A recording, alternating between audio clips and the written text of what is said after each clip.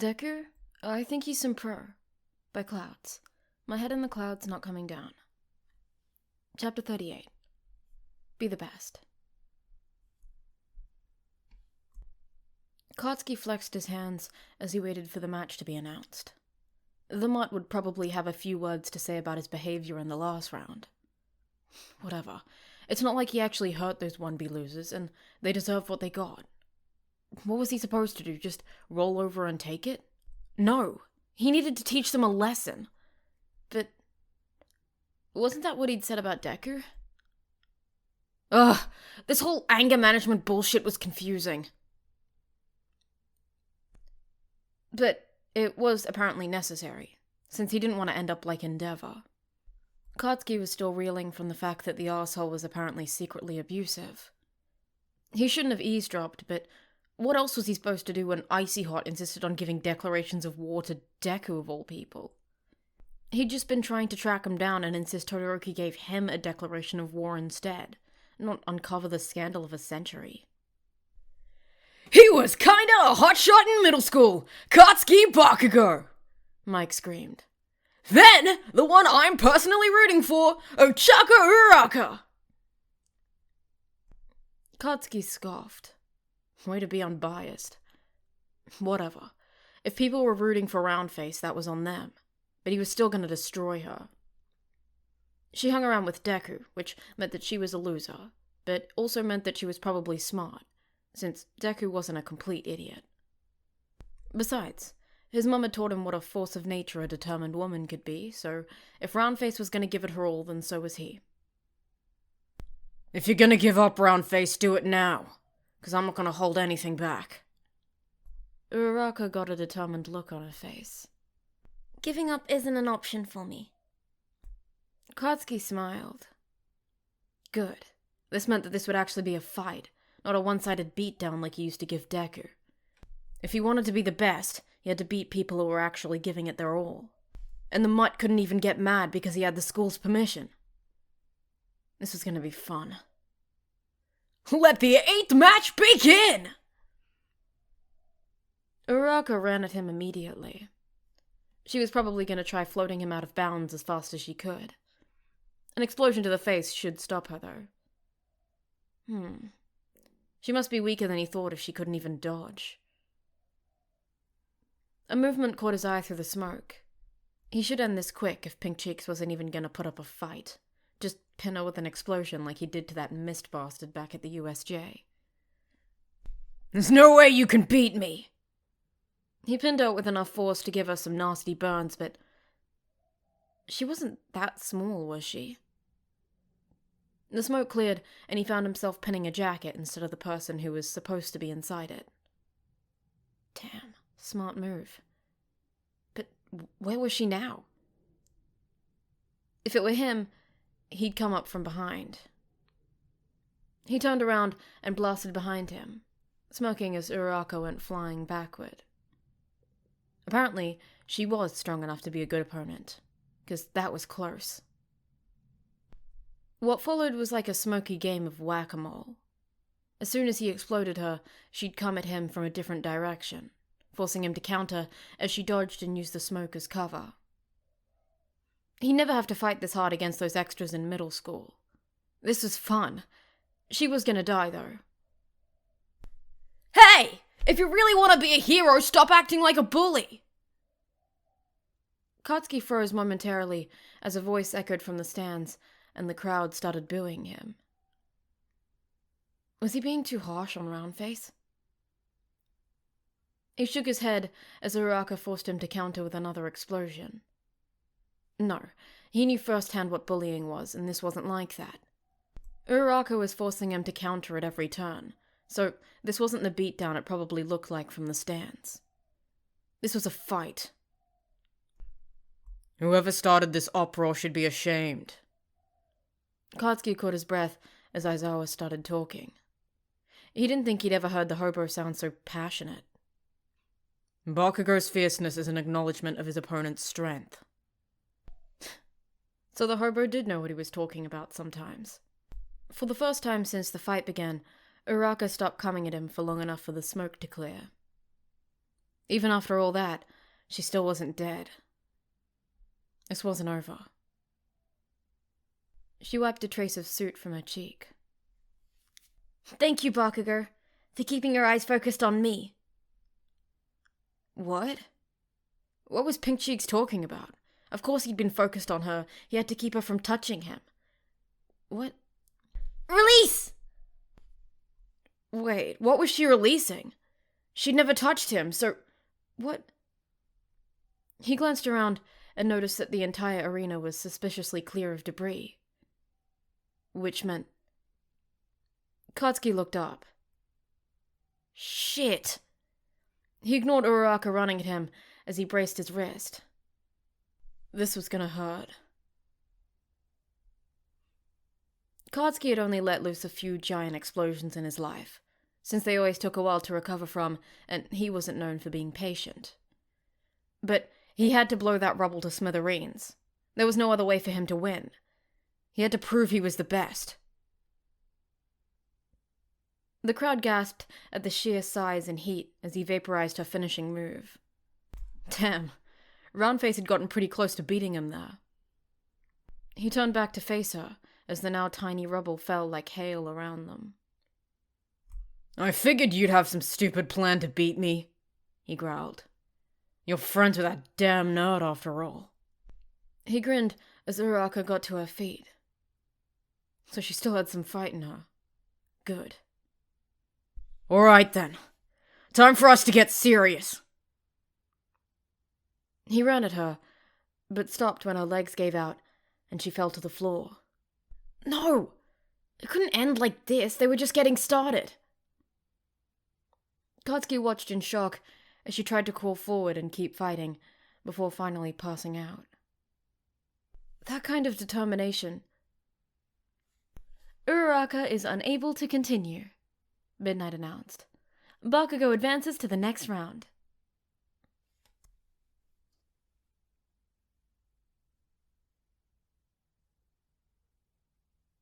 Katsuki didn't like the word brooding. He always figured there was no point in holding in his rage, since it may as well be everyone's problem, but that didn't change the fact that he was brooding as he walked back to the stands after that last match. He didn't know how he felt about that fight. On the one hand, Uraraka was strong enough that he'd been able to undeniably prove he was the best. On the other... Did it have to be Uraraka? Of all the extras in his class, he wasn't expecting Uraraka to be the one that gave him a run for his money. She looked so weak, but she'd still come close to beating him. He saw Deku walking down the hall as he climbed the stairs, and suddenly, everything was clear. It was all Deku's fault. He was able to come up with a strategy for their class to beat Aizawa, a pro-hero, so that the whole media shower bullshit was obviously his idea. Yeah, the principal said he wasn't supposed to interact with Deku that much, but it's not like he was going to beat him up. What the hell are you doing here, Deku? Deku froze. Hey, Katsuki. I was just gonna visit Uraraka in the locker room. See how she was doing, you know. Congrats on winning your match. See you around. It was your idea, wasn't it? Deku turned around. What? That stupid, desperate plan of hers. Only you would come up with something so... You're wrong. Uraraka came up with that move all on her own, so if the battle was harder than you thought it would be, it was because of her strategy. Not mine. Katsuki growled as Deku walked away, and he had to forcefully remind himself why he wasn't allowed to beat him up. Stop to think, like the mud had said. That way people didn't get hurt, and he got to stay in UA. It was so annoying. He got back to the stands just as Cementos started prepping the arena for the next set of matches. Hey, Bakugo. Playing the villain, huh? Soy Sauce gave him an annoying smile. Must have been tough. Even if it was who you were up against, you did make a convincing bad guy, Frogface pointed out. Why hadn't anyone ever told him that before UA? His old teachers always told him his temper was a sign of a great hero, but here everyone just saw him as a villain. So which was fucking true? He wasn't in the mood to deal with this. Shut up, you idiots, or else... I don't know how you were able to aim a powerful blast at a frail girl like that, Dun's face said. These idiots. Didn't they realize just how close Uraraka came to beating him? And he was strong, so someone who beat him definitely couldn't be called weak. He sat down and looked out over the arena so he wouldn't be tempted to blow up any of his classmates. There's nothing frail about that girl.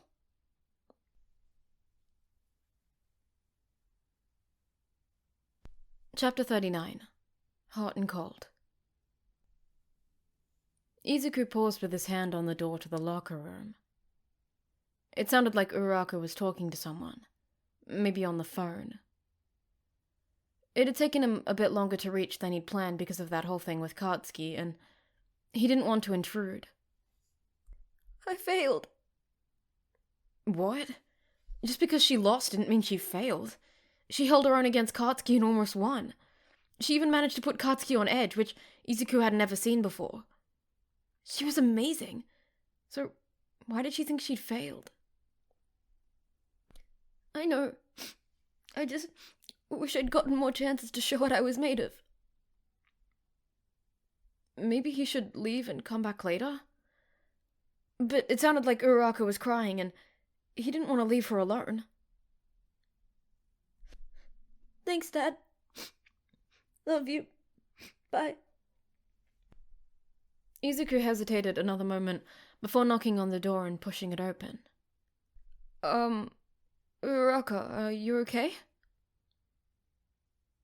Uraraka frantically wiped her cheeks. Oh, hi, Deku. What are you doing back here? I just wanted to make sure you're alright. Katsuki can be pretty brutal. She smiled shakily. Recovery girl fixed me right up, so I just have a few scratches. Izuku sat down beside her. You don't have to be okay, you know. We're all here to prove ourselves, so it's understandable to be frustrated that you lost. Uraraka stared at him for a moment before tears started running down her cheeks again. It's just... I didn't realize how powerful Bakugo was. He wiped the floor with me. Izuku didn't really know what to do. He wanted to comfort her, but what were you supposed to do when a girl was crying? He resisted the urge to text Jerk for advice, since she'd probably just laugh at him, then yell at him for texting rather than being there for his friend. He was on his own for this. What had his mum done when he was crying? Hugs. Hugs were good. He hesitantly reached out and pulled her gently to his chest, then wrapped his arms around her. She sobbed harder, but didn't pull away, so he guessed he hadn't ruined the friendship yet. You did really well. That meteor shower was a really cool idea. Uraraka sniffed and looked up at him. You really think so? Izuku nodded. It was really smart. You managed to keep Katsuki on the defensive the whole fight, which is pretty much impossible. Even then, you only lost because you ran out of stamina at the end, and now you know what to work on. Uraraka sniffed and nodded. You're right. This just shows me how much harder I need to work. How are you doing? I know you didn't really get a chance to show what you could do. Izuku shrugged. It was just the nature of Shinso's brainwashing. I'm just lucky I got to shine in the other rounds. You probably think I'm a mess. Uraraka pulled away. Here I am, crying my eyes out and acting like it's the end of the world that I lost. You lost too, and you're not even upset. No. Why did he miss the feeling of her leaning up against him? He must still be wanting to comfort her, that was it. Just because I'm not upset doesn't mean you don't have the right to be. And I am sad about losing, it's just, I know I already have connections, so it's not the end of the world. Not that it is for you, I'm gonna leave now. Uraraka giggled. It's fine, Deku. It's probably time to get back to the stands anyway. Don't want to miss Todoroki's match, you know? Izuku nodded. Just, I'm here for you, Uraraka. If you ever need it. Uraraka smiled. Thanks, Deku. I'll be sure to take you up on that. This guy won his last match by a landslide and literally left half the audience frozen. From the hero course, Shoto Todoroki. And this kid managed to take out his last opponent without even touching him. The dark horse from the general course, Hitoshi Shinso. Shoto didn't know much about Shinso, but he was strong enough to decisively defeat Midoriya, so he needed to be careful. His quirk allowed him to brainwash his opponent, but when he'd asked Midoriya about how it was activated, he'd simply smiled cryptically and wished him luck. He supposed it made sense. He'd declared war on Midoriya, so helping him wouldn't be in line with the spirit of true competition. Still, it was annoying to be going in blind. It'd be better to not give him a chance to use it, which meant freezing him right from the beginning, like he had with Sarah. So you're Endeavor's son, Shinso drawled. Must be nice having such a famous old man. Funny though, how your quirks seem to be complete opposites. What's up with that? Shoto glared at him, but didn't respond. He was just another person who thought he was lucky to have Endeavor as a father. Nothing new there. Besides, the match hadn't started, so he didn't have an excuse to freeze him. Yet. What? You've got this amazing quirk and you don't even care where you got it? No, because it was his quirk, just like Midoriya had said. It didn't matter where he got it, because he chose what to do with it. Begin! Shoto didn't waste any time freezing Shinso in a miniature glacier. It wasn't as large as the one he'd used on Sero, but it was more than enough to encase Shinso from the neck down. He'd won. Shinso, Midnight asked, can you move at all? Shinso smirked. I can still run my mouth, can't I? Shoto raised an eyebrow. You can't win by... A chill passed over him, and he wondered if this was what it felt like to be encased in one of his glaciers. What was going on? Was this Shinso's quirk? It must be voice-activated. What?! Mike's scream echoed throughout the stadium. In an interesting reversal, both Shinso and Todoroki appear to be completely frozen. If it wasn't for Kirishima and Tetsu's fight last round, I'd say this is the closest to a tie I've ever seen in the sports festival. What'll happen next? Turn around and walk out of bounds. Shinso shivered. Even though he expected it, Shoto was still shocked when he obeyed. How was he going to get out of this? Was there a way around the quirk? Midoriya hadn't been able to find a way, but... Wait. At the beginning of the match, he'd been holding a knife by the blade, so... maybe pain had something to do with it.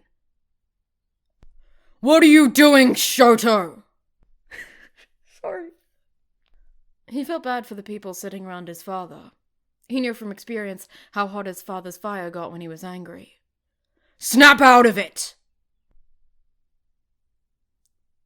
Shoto was tempted to lose just to spite his father, but in the end, this fight had nothing to do with that bastard. He was gonna win this, not to please his father or to spite him, but because he wanted to be a hero. He hadn't gotten the chance to beat Midoriya, so he refused to lose to Shinso.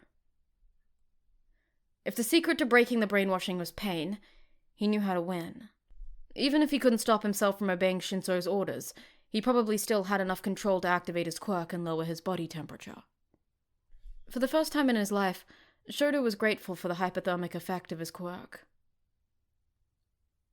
He was only a few steps away from the line, He was running out of time. Shoto grimaced internally as he pushed his quirk far enough for frost to start forming on his arm. He had to get colder. His foot was raised to take the final step when he finally shivered. He activated his left side to warm him up as he set his foot down inside of the line, for once not caring that he was visibly using his fire in the middle of a fight. How? There was a note of panic in Shinso's voice before he got himself under control. Oh, and here I was thinking you were the family disappointment for not getting a fire quirk. Is your dad proud, or is he the one who wouldn't let you use your fire? How does it feel? Shoto put his hand over Shinso's mouth and covered it in a layer of ice. He wasn't going to fall for his brainwashing again. It had been hard enough to break the first time. He stepped away from Shinso as midnight approached them. Shinso, can you move at all? 1 blink for yes, 2 blinks for no.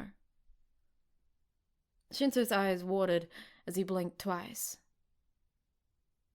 Shinso is immobilized. Todoroki advances to the next round.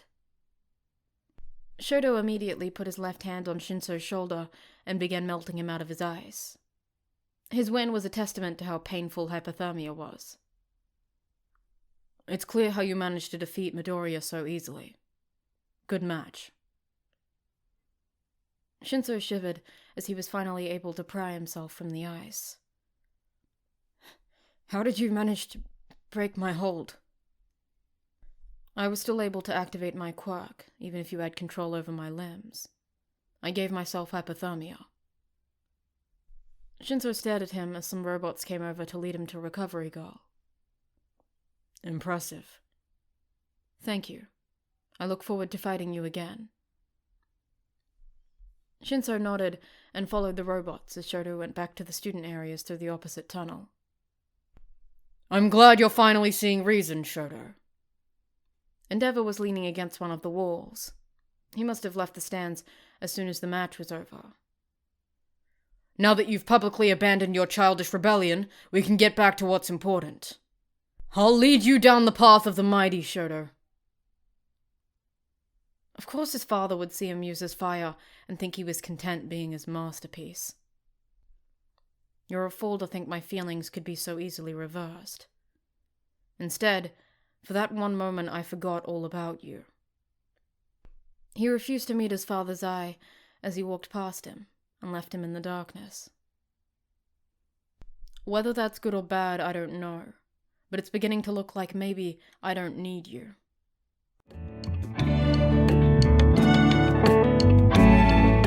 Hey, it's Mika. If you enjoyed this podfic, please consider subscribing to my YouTube channel or following me on Spotify for updates and new content weekly.